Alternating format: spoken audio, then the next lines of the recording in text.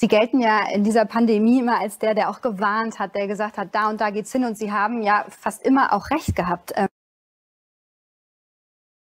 Warum haben Sie, Herr Lauterbach, im Sommer 2021 noch behauptet, dass die Impfung nebenwirkungsfrei sei? Naja, das war eine Übertreibung, also die ich da einmal in einem missglückten Tweet gemacht habe. Aber es war ja nicht grundsätzlich meine Haltung. Ich hatte ja sehr, sehr häufig vorher auch schon zu den Nebenwirkungen der Impfungen Stellung genommen. Ja, ich habe zum Beispiel sehr Sie viel haben aber auch häufig danach noch gesagt, es gebe kaum oder praktisch gar keine, halt mehr oder weniger nebenwirkungsfrei, haben Sie danach in einer Fernsehsendung von Anne Will noch mal gesagt. Also Sie haben schon immer diesen Eindruck erweckt, dass das Thema Nebenwirkungen eigentlich gar kein Thema ist. Na, das ist nicht richtig. Also ich habe es ja eben gesagt, also die Zahlen waren mir ja all die Zeit bekannt.